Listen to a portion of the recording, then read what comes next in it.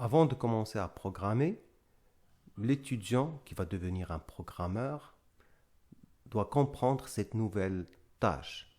Il est habitué à utiliser son ordinateur, mais comme un simple utilisateur. Ça veut dire, s'il veut faire du traitement de texte, il ouvre un programme existant. Il ouvre par exemple le logiciel Word et il commence à faire du traitement de texte. S'il veut faire du gras, il sélectionne le texte et il appuie sur le bouton G et son texte devient gras. Maintenant, c'est lui le programmeur. C'est lui qui doit faire en sorte que si un autre utilisateur clique sur ce bouton G, la sélection doit devenir gras. Et pour comprendre ce nouveau rôle, on va expliquer en détail c'est quoi un programme. Donc on définit programme. Un programme est l'ensemble des actions qu'on se propose d'accomplir dans un but déterminé. Ça veut dire la première chose qu'on doit faire, c'est fixer notre objectif. C'est quoi le but? Qu'est-ce qu'il doit faire ce programme? Et après ça, on va penser comment arriver à cet objectif-là. Comment avoir le résultat voulu. Et à la fin, on va écrire les actions qu'il faut entreprendre pour arriver à cet objectif.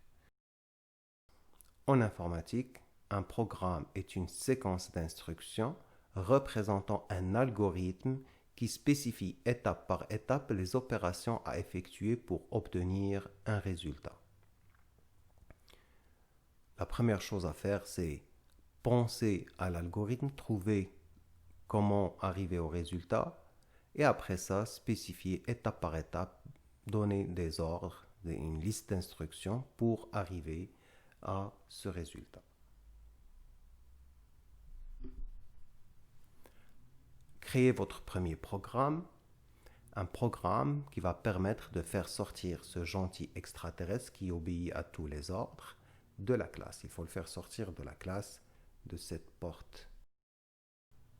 Pour créer ce programme, on va donc d'abord créer un algorithme, ça veut dire penser au comment obtenir le résultat, comment réaliser l'objectif, comment solutionner le problème. Et après ça, on va créer le code.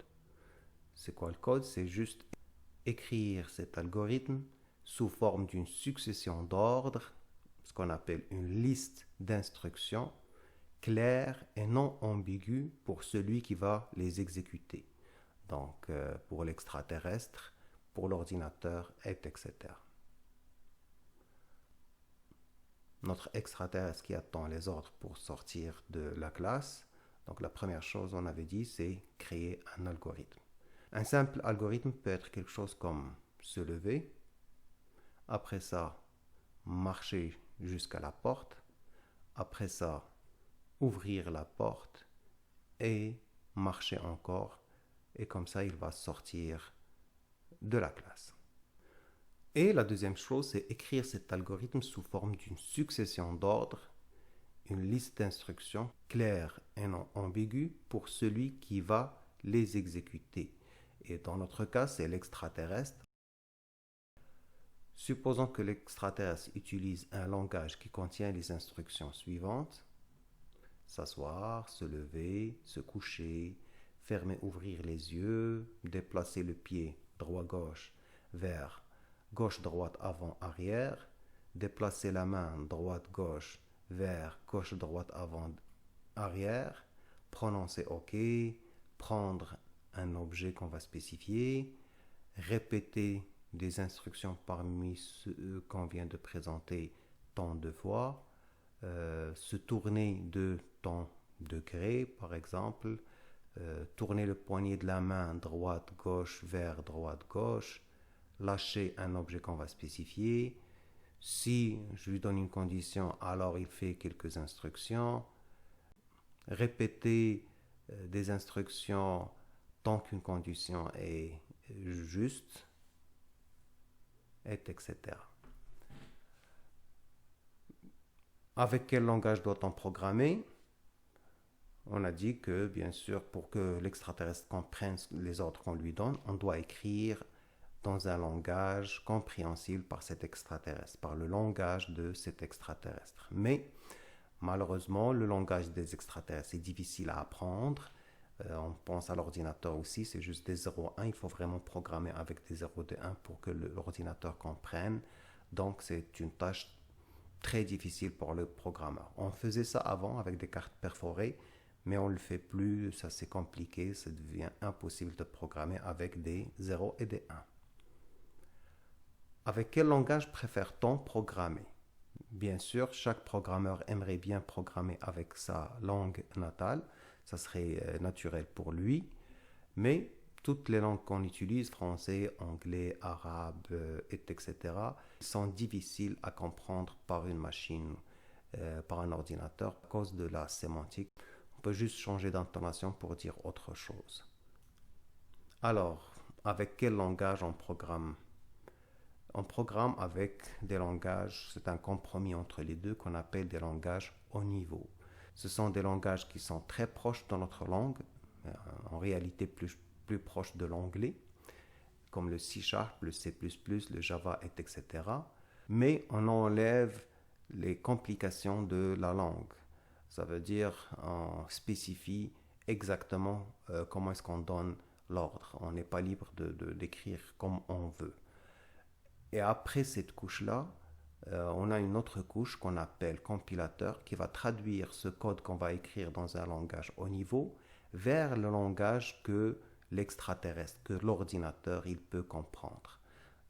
Voilà, ça va être des 0 et des 1 à la fin. Supposons qu'il y a un langage haut niveau E# qui contient les instructions suivantes. Donc, sit, up, sleep, etc. Toutes les instructions que l'extraterrestre comprend, mais ils sont écrits dans un langage plus proche à l'humain. RL pour dire right leg to, left, right, front, back, etc. Alors, on avait déjà créé notre algorithme, se lever, marcher jusqu'à la porte, ouvrir la porte, marcher. Maintenant, en utilisant le langage E#, il faut écrire l'algorithme. Et par la suite, le compilateur va traduire le code écrit en E# au langage de l'extraterrestre. Écrire l'algorithme en E#. L'algorithme, c'est se lever, marcher jusqu'à la porte, ouvrir la porte et marcher. Le langage E# contient les instructions suivantes et on va choisir comment écrire chaque étape de notre algorithme. Se lever va être up. Après ça, marcher jusqu'à la porte, il n'y a pas marcher jusqu'à la porte. Donc, je vais combiner les instructions ici pour réaliser marcher jusqu'à la porte. Donc, s'il est up, alors il doit se tasser un peu à droite et après ça marcher directement pour arriver à la porte. Donc, je vais utiliser les instructions comme right leg to air, to right, et après ça, left leg to right. Maintenant, il est sorti de la table devant lui. Maintenant, il peut avancer directement jusqu'à la porte. Donc, pied droit devant, pied gauche devant, pied droit devant, pied gauche devant, pied droit devant, pied gauche devant, jusqu'à ce qu'il arrive à la porte.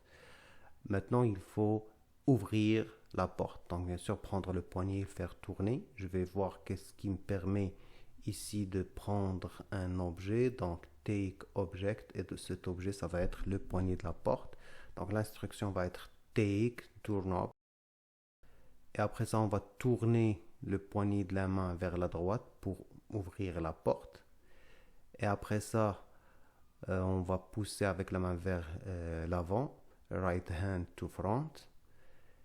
Et on va lâcher le poignet de la porte. Donc, on vient d'ouvrir la porte. Ce qui reste maintenant, c'est juste de marcher pour sortir de la classe. C'est encore right leg to front et left leg to front. Et on vient de faire sortir notre extraterrestre de la classe. Dans tous les langages haut niveau, la compilation est automatique. Vous ne serez pas en charge de faire ça. C'est le langage haut niveau qui le fait automatiquement. Donc, on a dit qu'il a une partie qui s'appelle compilateur. Elle commence par s'assurer que le programmeur n'a pas fait d'erreur en écrivant son code. Attention, on parle là juste d'erreur syntaxique, donc la syntaxe elle est correcte. Si vous avez fait des erreurs dans votre séquence pour arriver à l'objectif, le compilateur ne peut rien pour vous.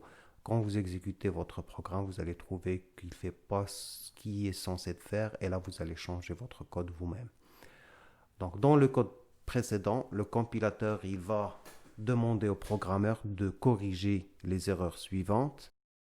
Si on voit le code, on va trouver que 1, on a écrit app comme ça. Juste le fait qu'on l'a écrit en minuscule, en majuscule, il y a des langages haut niveau qui vont spécifier une différence, comme le C# par exemple, il va dire non. Il faut respecter la casse et là il faut écrire vraiment app avec le U majuscule. Vous pouvez juste oublier le point virgule, il va le signaler aussi. Là aussi, une autre erreur qu'il peut signaler, j'avais écrit LL2E, mais il n'y a pas de 2E. Les options que j'avais, c'est front or back, right or left, mais E, je ne l'avais pas, donc ça aussi, ça va le signaler. Et je dois écrire quelque chose comme RL2F. Une fois que toutes les erreurs sont corrigées, le compilateur maintenant va traduire le code dans le langage de l'extraterrestre et on va avoir un code qui est comme se lever pour app, déplacer le pied droit vers droite, ainsi de suite. Il va prendre instruction par instruction et il va les remplacer par le langage de l'extraterrestre.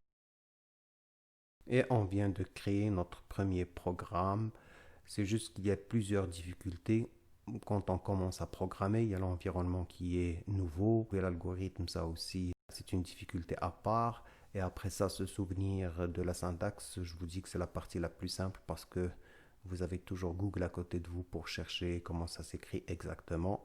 Mais il faut savoir que ça existe. Donc, votre rôle de programmeur maintenant, c'est trouver l'algorithme, ça c'est la partie principale. Et après ça, trouver comment traduire cet algorithme en un code sur un langage haut niveau.